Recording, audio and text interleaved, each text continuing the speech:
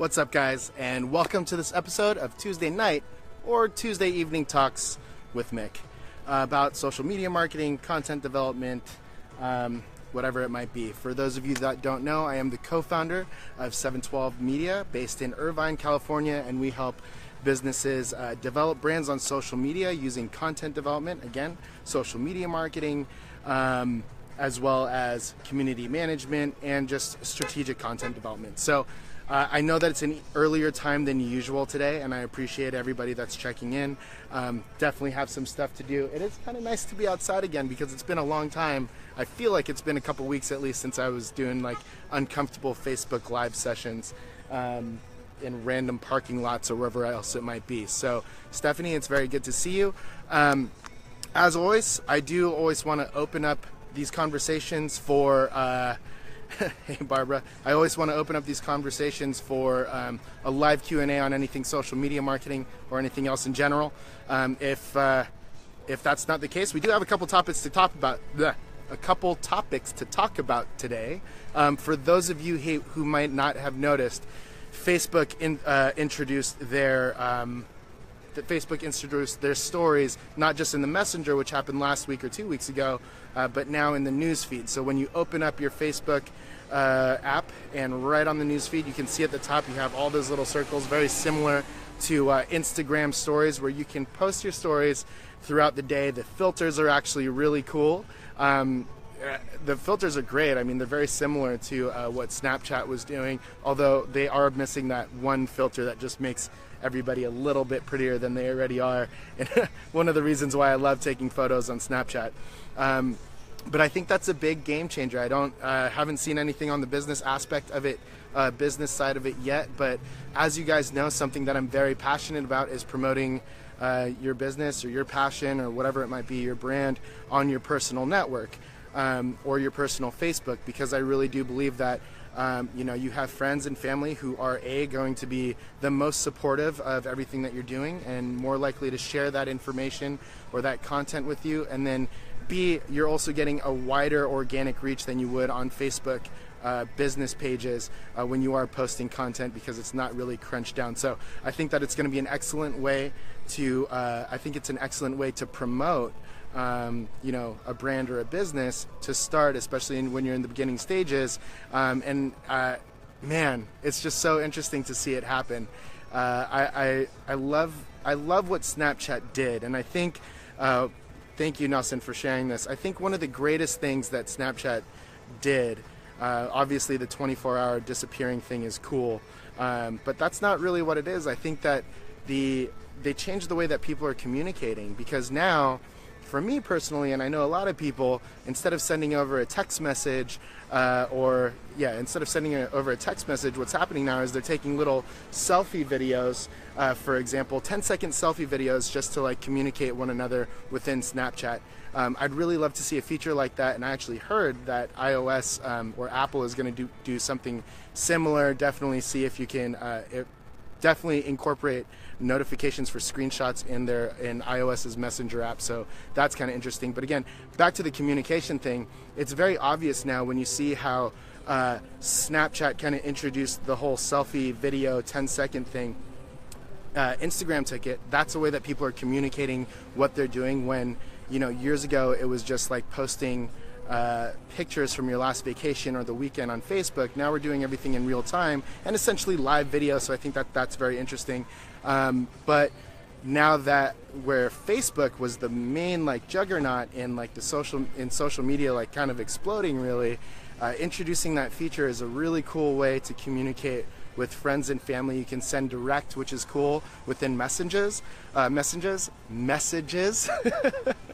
And what I like even more about this, and I got to be really honest, is I've actually wanted my mom to get on Snapchat for a really, really long time, because that's kind of where I hang out and do a lot of my communication and kind of updates on what's going on. But but it's a whole nother thing to incorporate. So now with this on Facebook, my mom is very active on Facebook, and I think that is something that's really cool.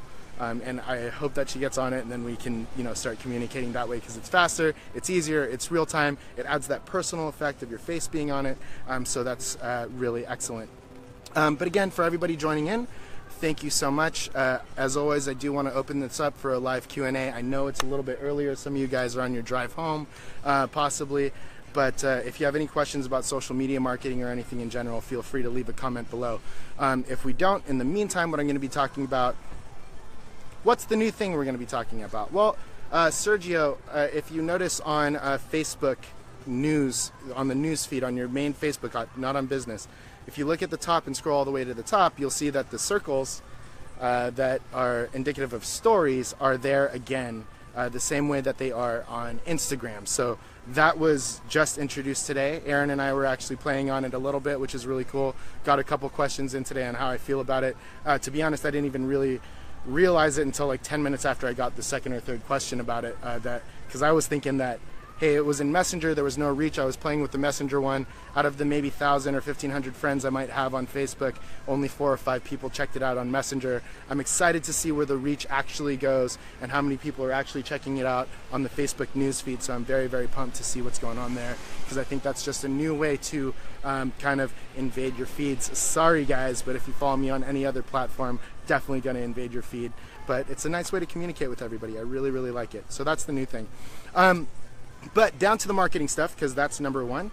Down to the marketing stuff. Last week I was talking about how Snapchat was not a great marketing tool for small businesses. And as I believe that to be correct for some businesses, i.e. a chiropractor, for example, might not have a very good results on Snapchat. There are some businesses and in certain situations where Snapchat would be a really great tool for marketing. Again, the number one thing that you have to look at is the context of the platform and the types of people that it's reaching. So let's talk about Snapchat for a little bit.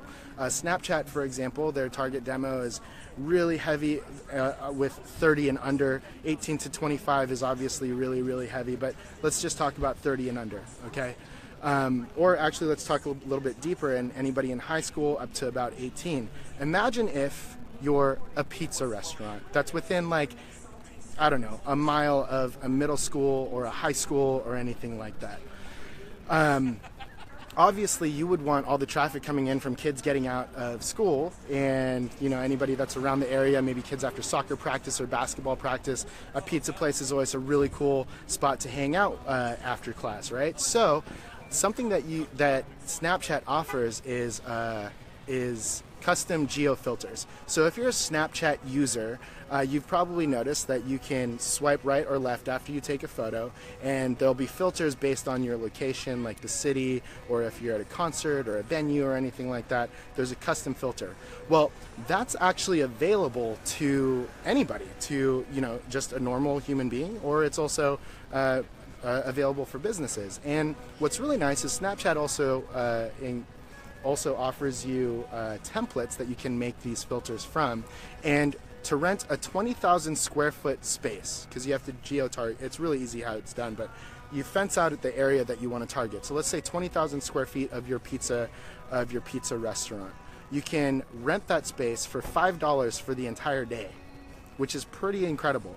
Now you have to imagine, when those kids are using social media, a lot of those high school kids, middle school kids, or whatever it is, they're on Snapchat talking with their friends, using different geo filters to communicate. And what's really cool about it is if you have your own filter, a kid could come into your pizza spot, right? And then they could use your filter and essentially spread the word that way. Snapchat also offers really basic analytics, but for example, you can see how many people used the filter, and you can also see how many people viewed the filter. So it's a really nice strategy to kind of use this word of mouth kind of mentality, but in the context that people are actually talking about businesses or anything like pizza, for example. I Snapchat my pizza all the time because it's one of my favorite things. So that's a really cool thing to do. In addition to that, you can make it a little bit more enticing for students or anybody else to use the Snapchat filter and say, hey, show me your Snapchat with our custom filter on it, and we'll give you 2 slices for the price of 1. That's something that's really exciting to use, and I really think that that's something that you may want to consider using in the future. Again, if you're a small business, if you're a place where it attracts, it attracts the age demographic of high school kids and maybe a little bit older, where you can see how many people are using Snapchat. It's a really cheap way to get your name out there, much more effective than spending $1,000 on direct mail with coupons these days, is using something like that. So it's really cheap, and I really recommend that you check that out. Again, Betty, Megan, thank you so much for checking in.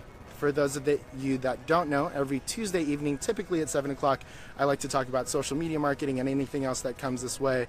And also, I like to open it up for a live Q&A session. So if you do have any questions on social media marketing, it is so sunny in California. So if you do have any questions on social media marketing or anything like that, feel free to comment below. This one's going to be a little bit shorter than usual. I do have to run a Facebook Live session for one of our clients, which I'm pretty excited about. So yes, Snapchat. That's also something that you can do just for birthday parties when somebody's coming around or something like that. Again, it's really cheap to do it. It's a lot of fun. People are seeing it, and it's a nice way to spread the word about your business, about your brand, or anything like that, or just to get a message across. So it's super cheap. If you don't know how to do it already, just go to snapchat.com if you have an account, and you can actually set up, it really very easily tells you how to use everything. You know what? Not a lot of engagement in here today, which is completely understandable. I know a lot of you guys are still getting off work, possibly in the car. Betty, I know you're 3 hours ahead, so that's probably not the same case for you. But I definitely wanted to drop in and drop some insight on social media marketing. If you have any other questions, feel free to reach out to the 712 team, actually. You can find them on Instagram, Instagram, Twitter, Facebook, at 712 team. They'll answer any of your marketing questions and help you out with anything that you might need. If you have any other questions about stuff like this, feel free to DM me as well. But it was nice to see you guys. I will see you next week at the regular time of 7 p.m. Thank you so much for joining in, and I hope to talk to you guys again soon.